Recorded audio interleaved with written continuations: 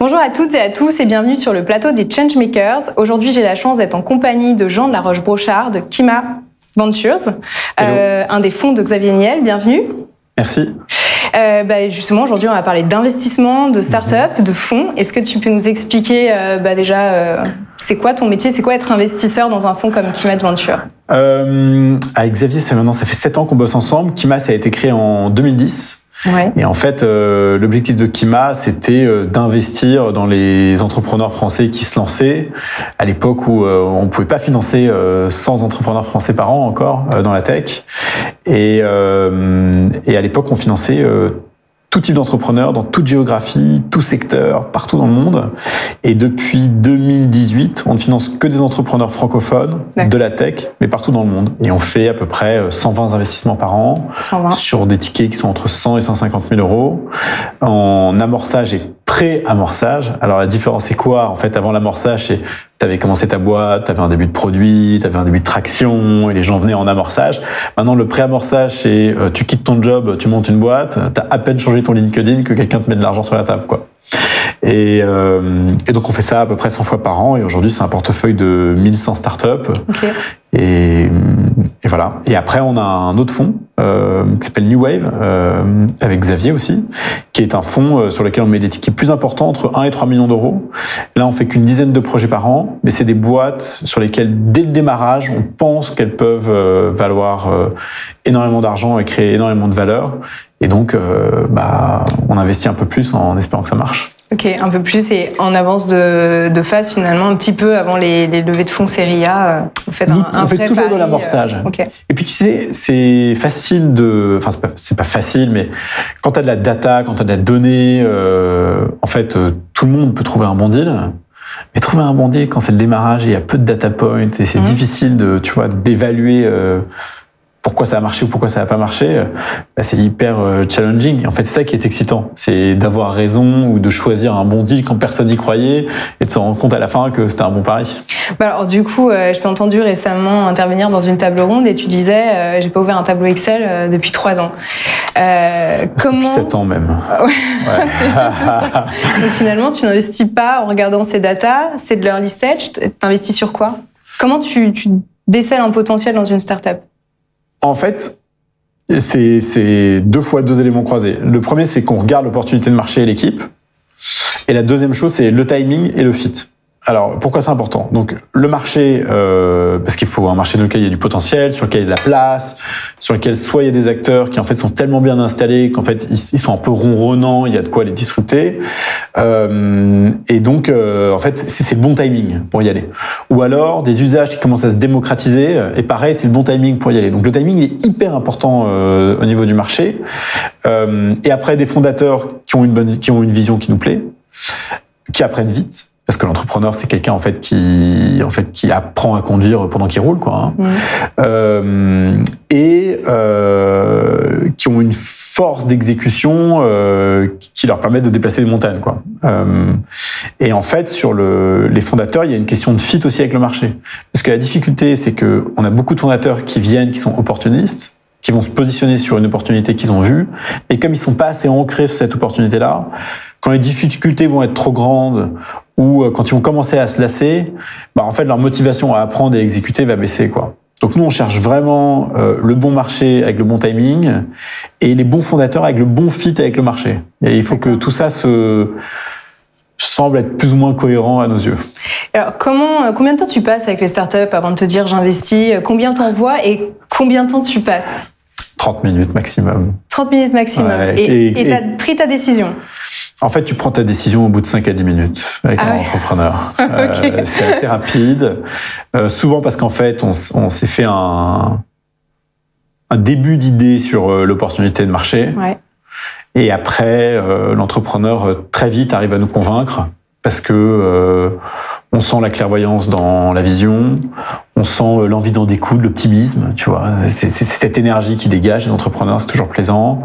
La capacité à la fois être flexible, à l'écoute des retours, mais en même temps déterminé sur ce qu'ils veulent faire. Et quant à l'exécution, tirailler toujours entre faire les choses bien et faire les choses vite. Et en fait, en 10, 15, 20 questions, à 30 secondes par question, ça va très vite. Tu arrives à cerner ça. Ouais. Et ensuite, ce qu'on fait, c'est qu'on développe on pose plein d'autres questions, on commence à discuter pour un peu valider ou invalider notre première impression. Mais en réalité, très rapidement, il m'est arrivé même à des entrepreneurs de leur envoyer le virement avant de les rencontrer, tu vois. Donc, c'est incroyable comme job. Ouais, c'est incroyable et je suis pas certaine que tous les fonds fonctionnent ou ont ta vision de l'investissement. J'ai rencontré beaucoup de fonds qui font un premier rendez-vous pour définir effectivement s'il y a un fit avec les entrepreneurs, mais qui derrière vont avoir un process avant d'investir qui est hyper long. 6 mois, 8 mois, 9 mois, parfois 1 an. On a des entrepreneurs d'ailleurs qui sont pénalisés par ça, des levées de fonds qui durent très longtemps, à rallonge. Ouais. Pourquoi toi tu vas pas là-dedans? Parce que tu as une vision qui est assez spécifique. Bon, d'abord, faire durer des levées de fonds à rallonge pour un entrepreneur, ça va créer de l'inertie. Et l'inertie, quand c'est une inertie négative, c'est horrible, quoi. Parce qu'en réalité, ça te met pas dans le rythme dans lequel tu devrais être quand tu es un entrepreneur. Donc, c'est pas bon du tout. Nous, notre job, c'est au contraire de s'assurer que la levée de fonds prenne pas trop de temps pour qu'ils puissent se concentrer sur leur business. Ensuite, il y a quelques bonnes raisons de faire un deal et il y a énormément de raisons de pas faire un deal. Si tu veux pas faire un deal, c'est hyper simple. Je peux te donner 1000 raisons sur n'importe quelle boîte du monde, et même qui a très bien marché, pour te dire non mais en fait ça sert à rien de faire ce deal-là. Et ensuite, il y a un truc très paradoxal dans notre industrie, c'est que les meilleurs deals ne sont pas issus du consensus. C'est-à-dire que si tu prends un partnership avec 4 ou 5 investisseurs qui sont dans le même fonds et que tu leur demandes que sur tous les deals ils se mettent d'accord, c'est sûr qu'ils feront pas les meilleurs deals. Ou pas nécessairement. En tout cas, ils vont pas maximiser leurs chances de faire les meilleurs deals. Et en plus, les meilleurs deals sont ceux qui avaient pas le consensus du marché dans sa globalité. Donc nous, quand on a financé des boîtes comme Capitaine Train ou Zenly, qui à l'époque se sont vendues pour 200 ou 300 millions d'euros et c'était des sorties extraordinaires. Alors, aujourd'hui, les boîtes lèvent sur ces valeurs-là assez vite, mais à l'époque, c'était des sorties extraordinaires. C'était des boîtes. Moi, quand j'ai présenté à des investisseurs, 99% des investisseurs voulaient pas financer ces boîtes-là. D'accord. Et puis le dernier truc, c'est que, en fait, dans le venture, tu perds l'argent qu'une fois. Donc, tu mets un ticket de 100 000, tu mets un ticket d'1 million, tu perds 100 000 ou tu perds 1 million. Mais une bonne boîte en venture, tu fais 100 fois la mise. Donc, ou 1000 fois la mise. Nous, on a des boîtes dans lesquelles on a mis 100 000 euros et sur lesquelles nos positions valent 100 millions d'euros. Et les 100 millions d'euros, ils peuvent financer 1000 échecs. Donc, je préfère prendre 1000 paris rapides, en sachant que je vais en avoir 5 ou 10 qui vont rendre pour les 995 autres, les 990 autres, plutôt que... Puis en plus, c'est chiant de se torturer l'esprit avec tous les problèmes qui peuvent arriver dans une boîte. De toute manière, une boîte, ce n'est qu'une suite d'emmerdes. Tu vois, les entrepreneurs, ils sont optimistes, ils vont après ça, ils se battent tous les jours, mais en fait, c'est une bataille contre un vent contraire, quoi, en permanence. Donc finalement, vaut mieux ne pas prendre 8 mois pour investir dans 10 boîtes, mais vaut mieux investir dans 100 boîtes et t'es sûr que finalement tu vas gagner la même chose au bout du compte, quoi. Ouais, et puis il faut garder un état d'esprit qui soit volontaire, qui soit optimiste, et t'es avec le goût du risque. Parce qu'à vouloir dérisquer ou essayer de répondre à toutes les questions de la bonne manière, en fait, on n'arrive à rien.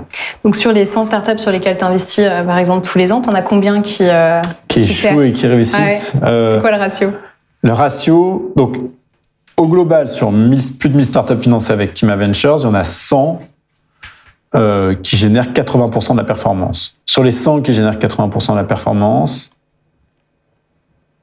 il y en a 10 à 20 qui génèrent 80% de ces 80%. Ouais. Okay, donc ça se réduit très vite. Sur 100 startups, on en a 70 qui vont échouer, on a 30 qui vont plus ou moins marcher. Sur ces 30-là, il y en a 20 sur lesquels les retours sur investissement vont pas être spécialement intéressants pour nous, et une dizaine sur lesquels ça va être intéressant. Mais après, sur Kima, bon, alors nous, on est probablement beaucoup trop optimistes, mais ce qu'on dit, c'est qu'on finance pas le succès, on finance le progrès. Okay. Donc, on donne de l'argent à des entrepreneurs pour qu'ils progressent. À mesure qu'ils progressent, certains vont réussir, d'autres vont échouer, mais tant qu'ils ont progressé, ça veut dire que d'abord, ils ont plus appris que s'ils étaient allés dans une boîte lambda un peu installée. Ouais. Donc c'est bon pour eux. 2, ils sont recyclables dans des boîtes qui, elles, marchent et qui ont besoin de ces talents-là.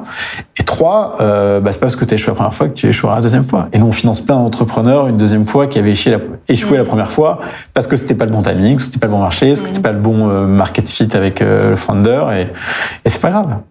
Ah, excellent. Et alors, du coup, on parle beaucoup de licorne, il y a beaucoup de grandes entreprises qui ont émergé grâce à tous ces investissements en France ces dernières années. Tu as investi dans lesquelles alors ? Oula, alors je vais me faire engueuler par ceux que je vais oublier, mais... beaucoup, donc beaucoup, ouais. passé chez Kima. Dans les licornes ou dans les boîtes un peu connues, dans Exportive, on a investi quoi? Dans Alan, dans Spendesk, dans Payfit, dans Sorar, dans Aircall, on en a pas mal maintenant. Dans Miracle, et voilà, il y en a de plus en plus en fait. Tous les trimestres qui passent, on a une nouvelle licorne qui émerge. C'est assez grisant parce que il y a 7 ans, quand j'ai rejoint Xavier, donc le mandat c'était de faire 100 deals par an, et on savait que sur les 100 deals par an, il y en avait 30 qui seraient des francophones potentiellement, et 70 qui seraient en dehors de France.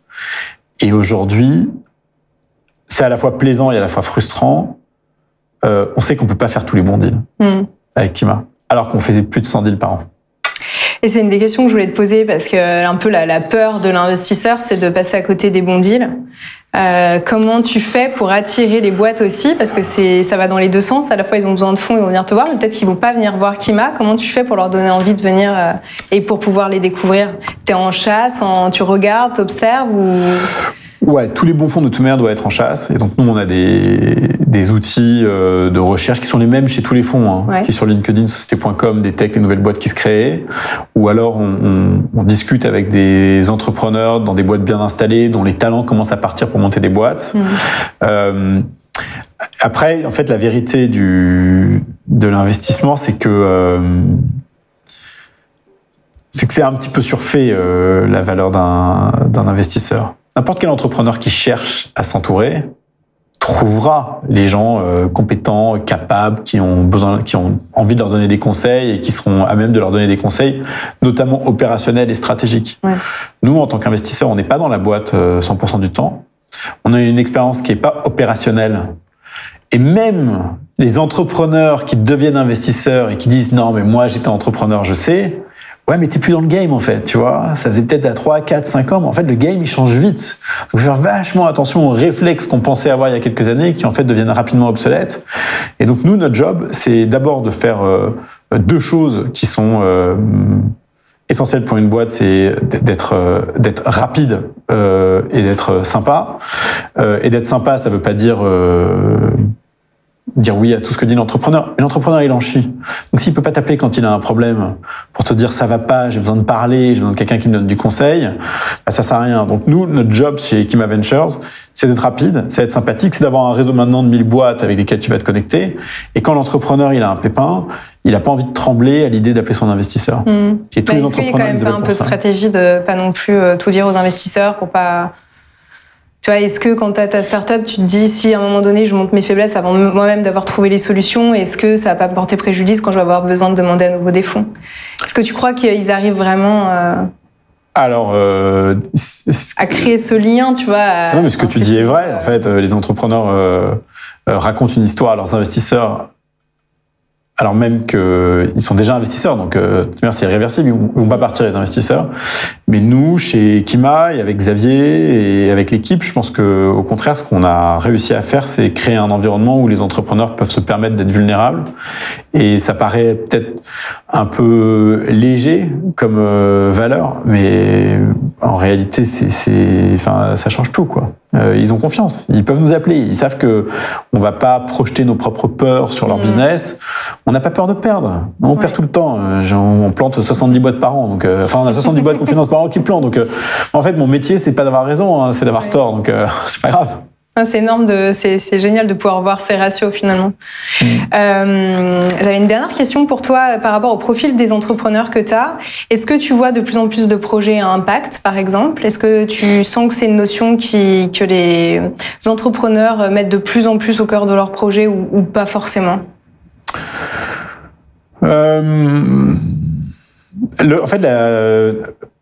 Non, la réponse est non. La réponse est qu'on voit plus de Web3 que d'impact, tu vois. Okay. Donc, si tu me demandes, est-ce que le monde va dans le bon sens, est-ce que tu as l'impression que l'entrepreneuriat est tourné vers les problèmes humains, climatiques, sociétals, ce que tu veux? Oui, on finance des boîtes qui font de la santé mentale. Oui, on finance des boîtes qui font de l'environnement. Oui, il y en a de plus en plus. Est-ce qu'il y en a autant que des boîtes qui font du Web3? Non. Est-ce que c'est normal? Oui. Est-ce que c'est bien? Non. Tu vois, c'est juste que on est on est probablement attiré par ce qui est nouveau, ce qui brille, ce qui marche vite. Et donc, en fait, le monde est tiré vers les excès, quoi. Et c'est hyper frustrant parce que c'est comme quand, de temps en temps, il y a des entrepreneurs qu'on rencontre qui sont pas sympas. Et des gens avec qui tu n'aurais pas envie de t'associer. Mais tu sais qu'ils sont très bons. Et tu te dis, mais qu'est-ce que je fais, en fait? Parce que l'argent que je vais pas mettre, quelqu'un d'autre va le mettre quoi qu'il arrive. Mais si je mets cet argent et qu'il me rapporte 100 millions, et que les 100 millions, je les réinvestis dans de l'impact derrière, est-ce que la fin justifie les moyens? C'est quoi le... Donc nous, on est tiraillés en permanence entre l'envie de faire des choses bien et l'envie de faire des choses qui marchent. Et c'est pas toujours la même chose, quoi. Et donc, c'est vraiment la même chose pour l'instant. Ça, on y vient, mais... Ouais, mais on y vient, c'est comme la parité, hein. On y vient, mais si tu forces pas le truc, ça vient pas. Hein, donc, La parité, justement, ça donne quoi? 40%, je te disais tout à l'heure, des projets financés en innovation par BPI sont des projets portés par des femmes. Dans l'investissement, ça donne quoi chez Kima? Je pense que dans l'environnement de Xavier en général, on est très intentionnel sur le sujet. Donc, tu vois, Station F, c'est 50% de femmes, 50% d'hommes. Tu vois 42, 50% de femmes, 50% d'hommes. Est-ce que c'est un hasard? Non, c'est parce que c'est deux entités qui sont dirigées par des femmes et qui ont été très intentionnelles sur ces sujets-là. Chez Kima et chez New Wave, on est à parité aussi. Et non, on n'est pas à 50 ou à 40%, on est plutôt à 20-25% par an de femmes fondatrices qu'on finance. Okay. Et t'en vois beaucoup? Parce que ça, c'est celle que tu finances, mais tu trouves qu'il y en a de plus en plus qui viennent, qui présentent des projets ou... On en voit beaucoup, mais on n'en voit pas assez. Ouais. C'est certain. Si je regarde, si je prends tout mon inbox et je regarde les gens à qui je dis oui, à qui je dis non, et les gens à qui on fait des rendez-vous, on n'en fait pas, je peux pas arriver à 50-50, j'y arrive pas. Mais même techniquement, tu me dirais, il faut que tu choisisses 50% de femmes, 50% d'hommes pour tes rendez-vous. Je suis pas sûr qu'avec les emails que je reçois, j'y arrive. Ouais. Mais ça change, et puis ça va dans le bon sens. Mais c'est comme tout, c'est le type de changement qui demande à être forcé. Donc il y a des gens qui gueulent, qui disent attendez, on va y arriver, laisser le temps aux choses et tout. Si tu laisses le temps, on y est encore en 3040, tu vois. 3040, on sera tous morts. Hein, donc, Ou alors du coup, si un entrepreneur et une femme, peu importe d'ailleurs, veut te joindre et te présenter le projet, comment ça fonctionne, comment faut te contacter? Mon email est en clair sur LinkedIn, n'importe qui peut me contacter à n'importe quel moment. Un email, un deck et... je réponds à tout le monde. Ok, génial. C'est tout simple. Bon bah super. Eh ben merci pour cette interview. Avec plaisir, merci. Alors merci à toutes et à tous. Si vous voulez retrouver l'ensemble des interviews de Changemakers, vous pouvez vous rendre sur la chaîne YouTube de freelance.com ou sur notre site. À bientôt.